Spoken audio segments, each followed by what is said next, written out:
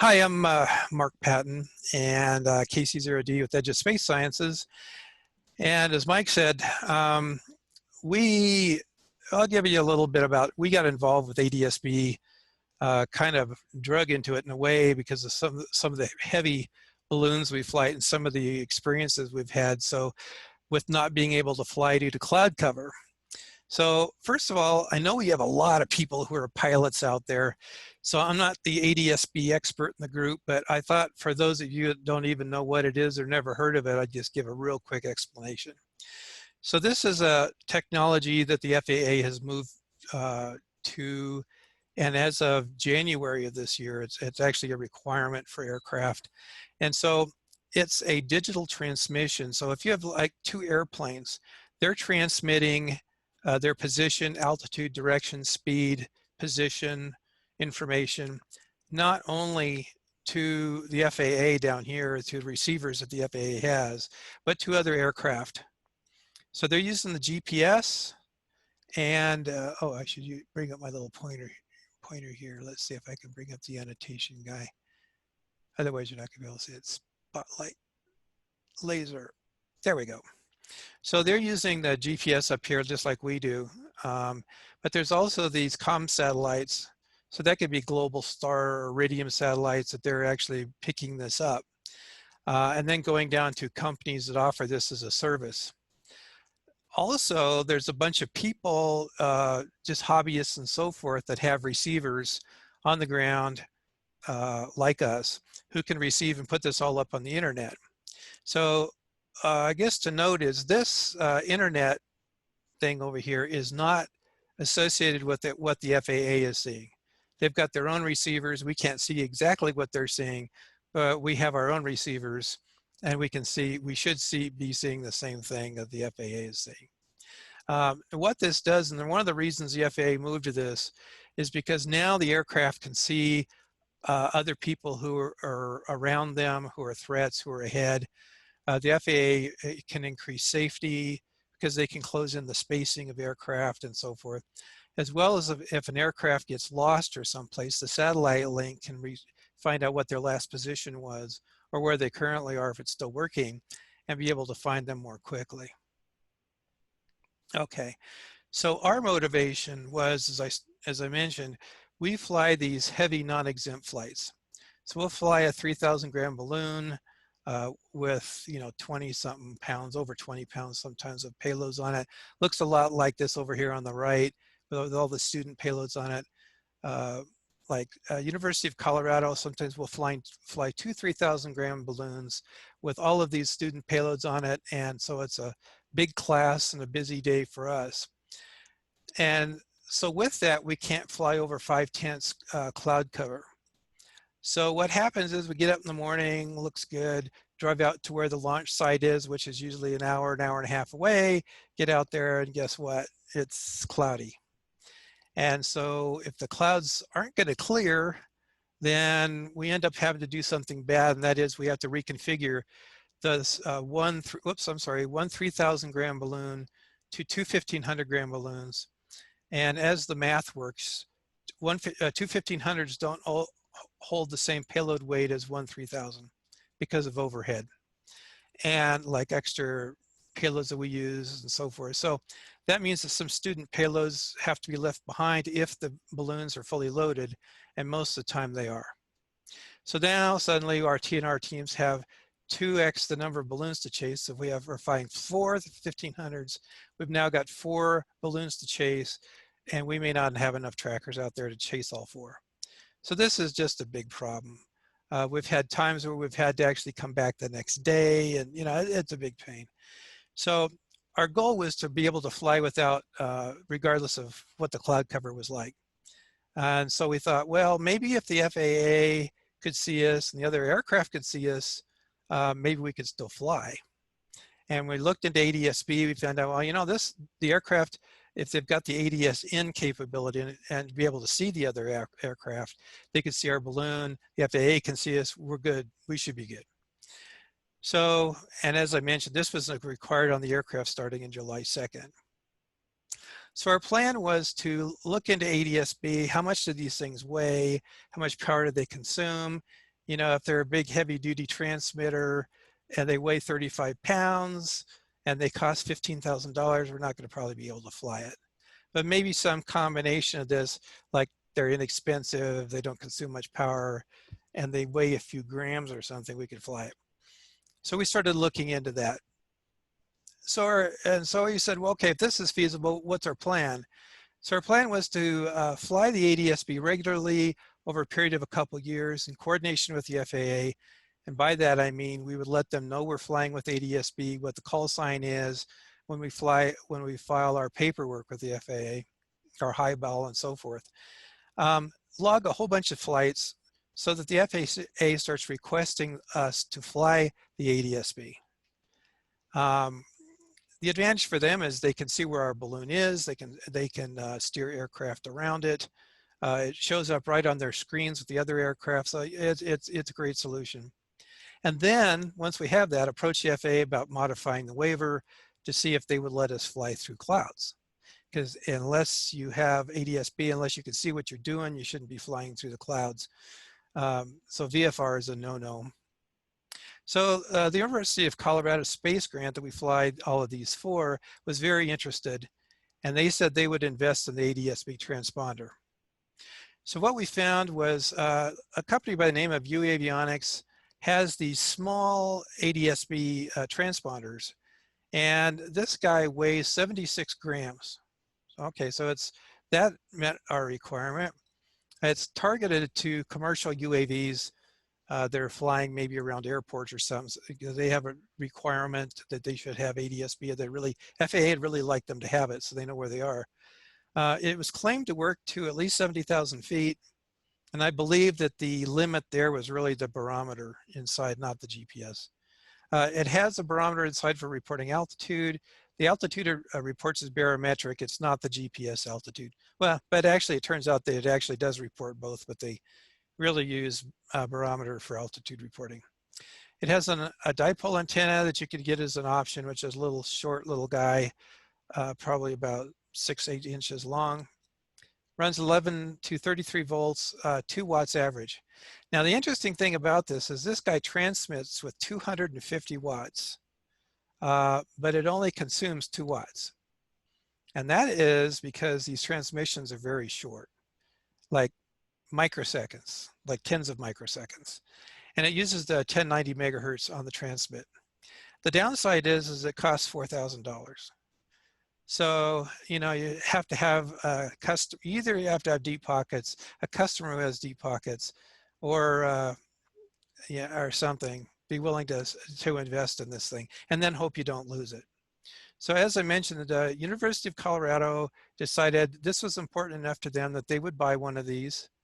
And so then we started through the rest of the process. So having the transponder is one thing.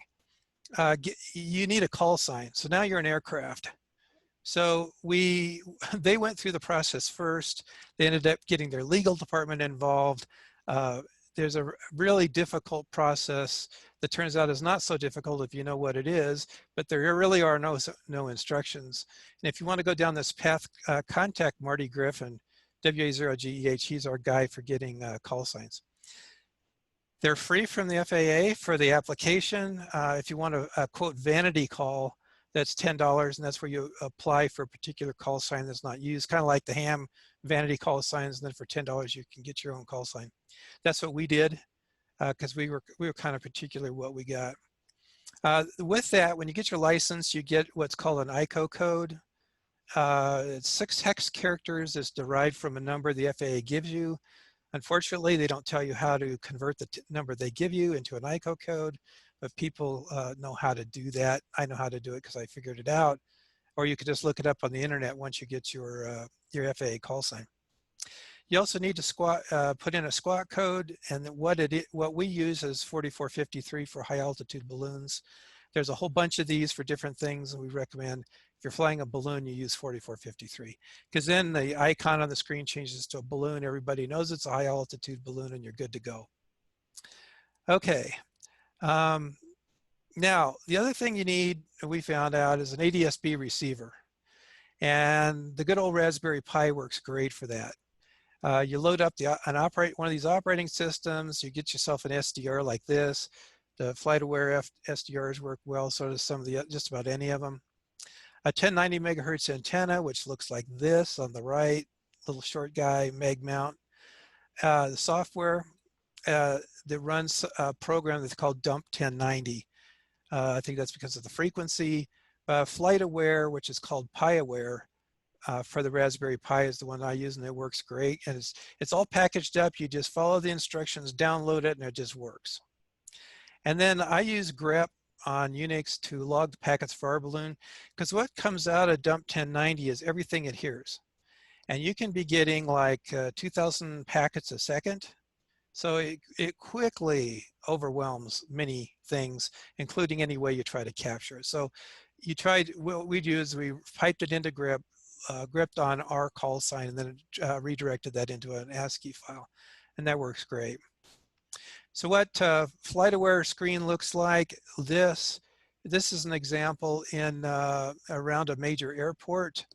And so you see all the aircraft lining up to come in and go out. They're color coded by altitude. You can type in some filters up here. So if you want to filter by altitude, you can do that, which is real handy for high altitude balloons if you don't want to look at all the other aircraft in the sky around you. You can also, I found out that if you squawk the right high altitude balloon code, you'll appear on here as a balloon. Over on the right is a flight we flew just a couple weeks ago. And this was the ADS-B. This is off of my iPad. And this is the launch. It goes up, makes this S-shaped curve, and this is supposed to be a balloon at the end. Looks like an upside down balloon, kind of. But you can see over here, it'll give you the altitude and so forth on the screen, which is real handy. And again, if it's up above the aircraft, like above 50,000, you just load this up for 50,000 feet and you're good to go. So what happened was we loaded this guy up, ran 6 flights last year with this, and we had a consistent problem. And this is one reason you want to have your own ADS-B receiver. We were trying to look at stuff off the internet, and we kept seeing that the balloon would go up really well, and then all of a sudden we started having problems around 57,000 feet. It was coming and going and not appearing, and it was gone. And some of the web pages, they filter everything above 50,000 feet because nobody flies up there. And so anyway, we decided, okay, we got to cut the problem in half, get our own ADS-B receiver, and that really helped us narrow down the problem. So these on the left, this is the packets with altitude that we received, and you can see that it's kind of thin over here on the right. But if you look at the packets with latitude and longitude, it goes up to 57,000 feet and it just quits transmitting. And then it picks up at 57,000 feet on the way down again and follows it all the way down to the ground. Well, that isn't right. So finally, after 6 flights, we decided to contact the manufacturer. They looked into it. I said, this is supposed to be good up to 70,000 feet. They said, oh, we know it works. And so they looked into some of the data they got off the FAA website that they have access to. And they determined that their unit was defective. Not defective, the whole series of them was defective. Evidently, they swapped out GPS units, and it wasn't, we've all had that problem with GPS units. It wouldn't give them Latin long above in their case, it was 57,000 feet. So they sent us a new unit. This was an experimental unit. This one's called a Tail Beacon X. This is intended to go in the back of an aircraft where the tail beacon is. And beacon it's really the position light. It's really not a beacon. So this replaces the position light in the back of the aircraft with these 2 little wings, which is the dipole antenna sticking out the back. And then it's got a light built in. The one they sent us, we asked them to disable the light because we don't need a light, and which saves us about 1 watt in power. So same thing, it's got everything, the same thing built in. This one's 1 watt higher in power consumption because of the LED light. It weighs 90 grams instead of 75 due to the extra antenna and the plastic around it. They claim it's space-based ADS-B compatible. I don't know if that's anything special or just marketing. The good news is the price on this one's $24.99 for the experimental model versus $39.99 for the other one that doesn't work. This is what it looks like. This is how the students packaged it up. They mounted the unit through a piece of Kydex, which you could barely see in the background here. And then the battery pack is up here in the corner. And then they just fired up. This is the through tube that the flight line runs, the flight string runs through the center of the through the payload. It measures about 6 inches by 6 inches on the side. Fully with the batteries and everything, fully packaged up, ready to fly. It weighs about 485 grams. This is the N number and the ICO code for this particular unit. We're going to be flying this tomorrow, so if you've got nothing else to do or some special extra time, go on the web and you can look this up, and that will be us flying. So we've only flown this unit once so far because COVID hit, and tomorrow will be our second flight. And so, but the first flight, the problem seems to be solved. We were able to get altitude and position reports all the way up to about 78,000 feet on this particular flight when we had to cut it down, and then you know, on the way down. So we think the problem is now resolved. Couple of comments, and that was from the FAA. Has been very good to deal with. We were open with them what we were doing when we were having issues. They actually sent us their ADS-B and radar data, and which I was really fascinated to find out they could see our flight string on radar, which I didn't really think the radar was that good, but evidently it is. And so they sent us that, and now they're asking, you know, to make sure what our call sign is and so forth when we're starting to fly, because they really like this.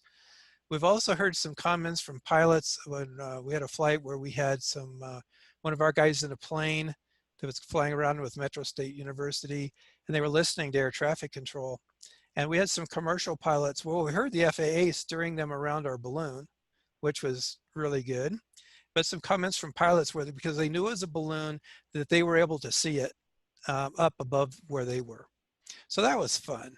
So, you know, we're going to continue to fly this. When we get our good body of evidence, we'll be approaching the FAA and see where that goes.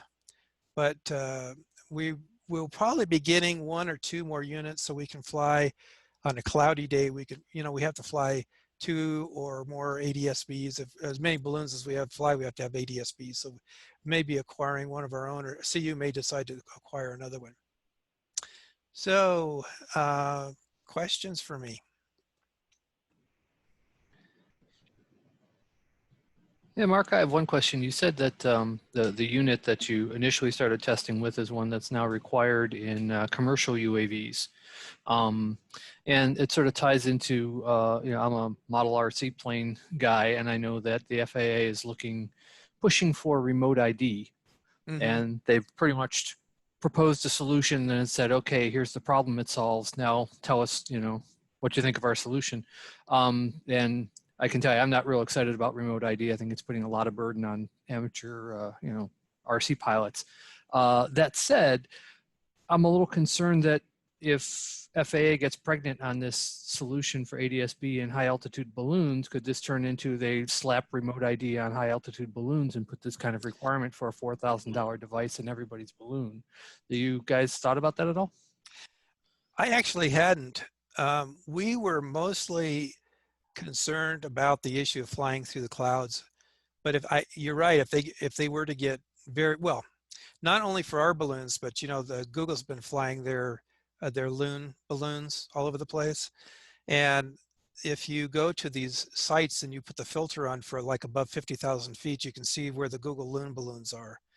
And they're flying this, of course, all over the world. But they are flying ADS-B in theirs, and they're clear up at 50-some thousand feet where they wouldn't have to. Mark, can I add something here? Please, go ahead. The requirement for ADS-B is not just commercial. The requirement for ADS-B is on any civil aircraft that is operating in what is called and defined as controlled airspace. So if you're flying within 500 feet of the ground with radio controlled stuff, this regulation doesn't really apply to you unless you're in an airport traffic area or a Class B or Class C airspace. So we happen to fly through that kind of airspace naturally because we're so close to Denver International. And once you get up above 10,000 feet, it's all controlled anyway. So we live in controlled airspace with high altitude balloons. With radio controlled stuff close to the ground, you really don't. But there is a requirement, and it applies not just to commercial, but to all civil aviation flying within controlled airspace. And that was as of January 2nd. Well, remote ID is going to put that requirement on all model aircraft as well. So that's why we're pissed about it. There is no such thing as uncontrolled airspace. Ask any flight instructor and he'll tell you all airspace is controlled. That's true. Well, Class G is considered One of Mark, the things, sorry, yeah, Go I'm ahead. sorry. What's your in number going to be so we can look it up on FlightAware tomorrow? John, do you remember what is it? Is It's on it? your It's the one that was on the November slide. 6th. It's the Yeah. Oh yeah. I'm sorry. Yes, we're not flying our call sign. We're flying this. yeah, N461 Sierra Golf. Yeah, it stands for Space Grant. N461. 461 Sierra Golf. Yeah, and write down November the ICO number as well. It's A59 Echo Echo 9. Echo 9. Yeah, A59 Yeah, Echo yeah. Echo 9. In response to the other guys' stuff, I do some RC stuff and I do commercial flying also.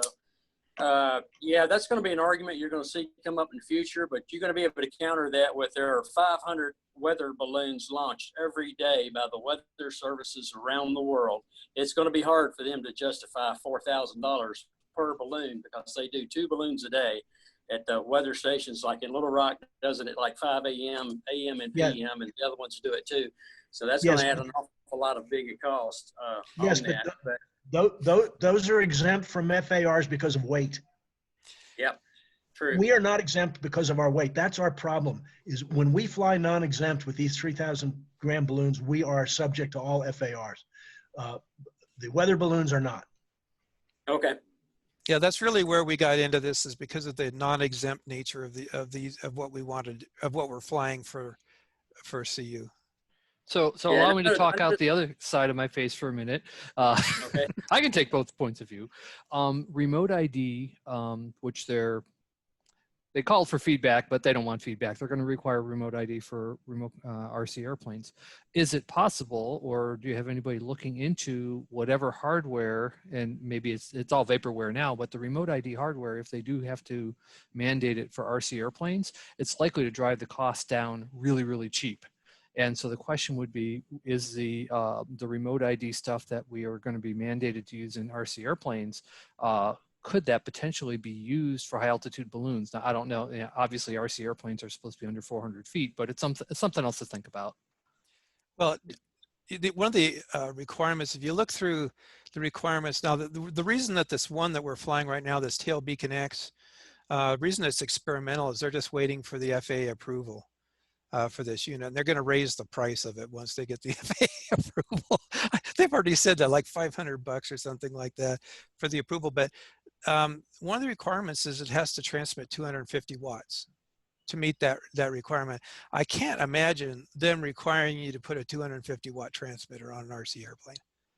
I think the RC stuff ends up going through the internet. So yeah, that's Oh, probably okay. a starter. I thinking out loud there, and you're right. I think the RC stuff, I think their transponders are going to end up linking to your phone or something, and then they upload to the internet, and then the FAA gets that data that way, so they know where all the RC planes are on the ground.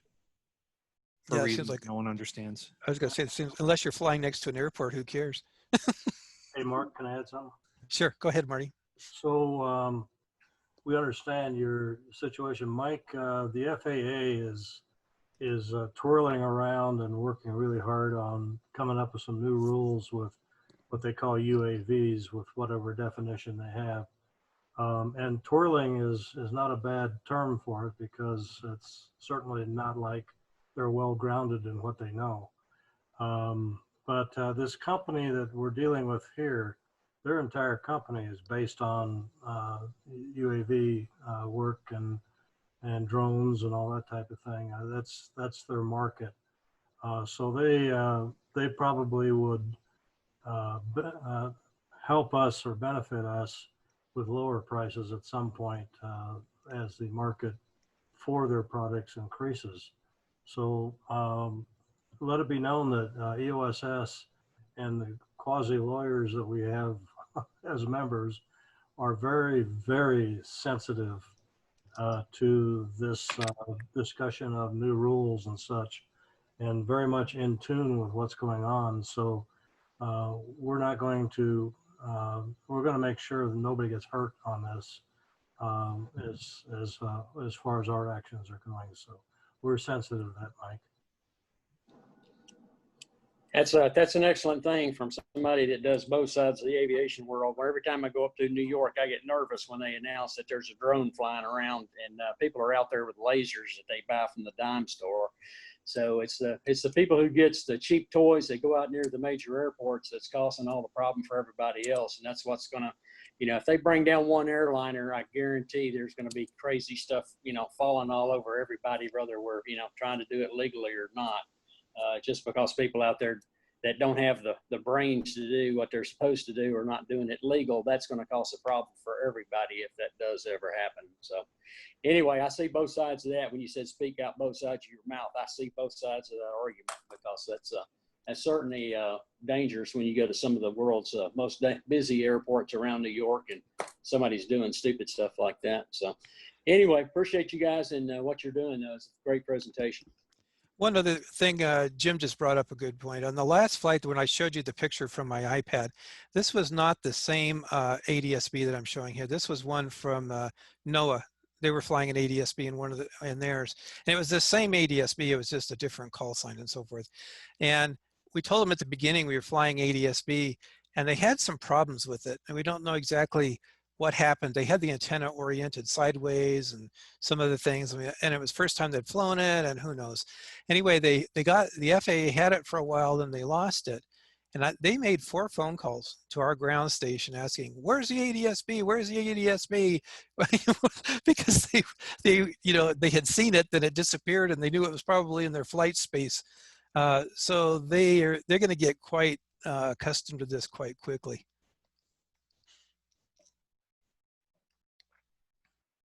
I have a question, Mark. Mark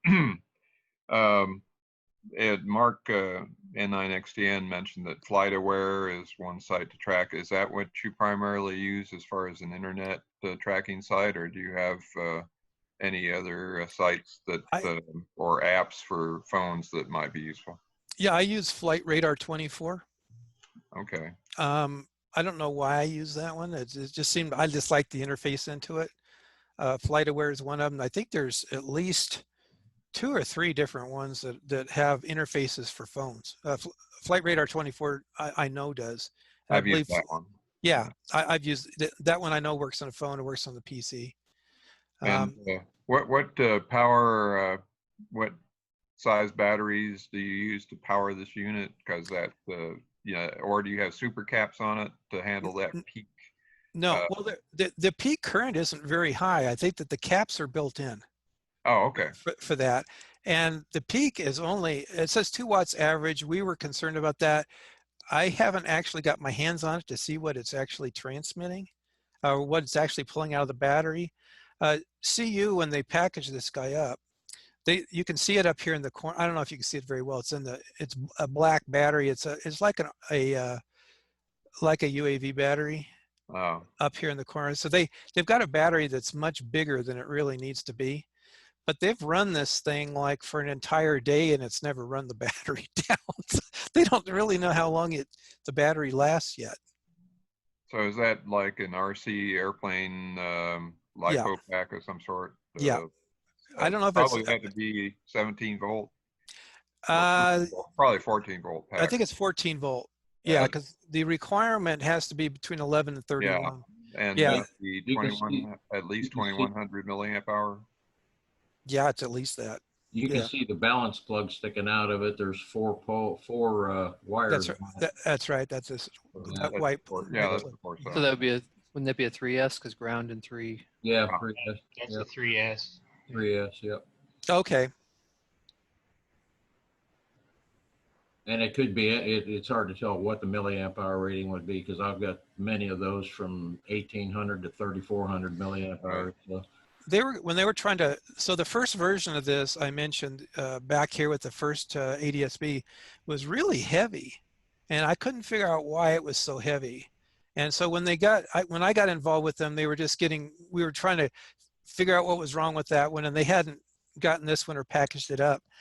And when I was talking with them about packaging up, I found out they were using masonite in this thing to to hold that, to mount that on. I said, masonite, really? Have you ever heard of like Kydex or something that doesn't weigh like 2 pounds just by itself?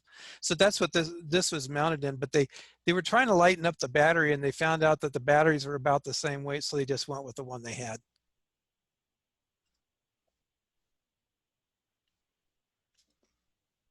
Somebody asked a question about what the weight is for exempt, and when you're multiple packages in a payload string, I believe that number is 12 pounds. Does that sound right, Mark? For I think exempt that's versus right. non-exempt? Yeah, sounds right. Yeah, I had to file a waiver for a 15-pound payload I sent up for a NASA group 2 years ago. But that was before the rules in January, and it took about 2 or 3 months to get all the paperwork put in place. Plus we had to have a dedicated person coordinating with the local air towers and the FAA centers. So we have a waiver that we file once a year, and we tell them all the launch sites we're going to be using, possible launch sites, and then Russ Chadwick is our FAA guy, so he files the highball and the paperwork with the FAA several days before the flight.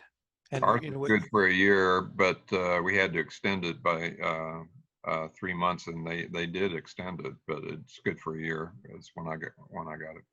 There you go. Okay.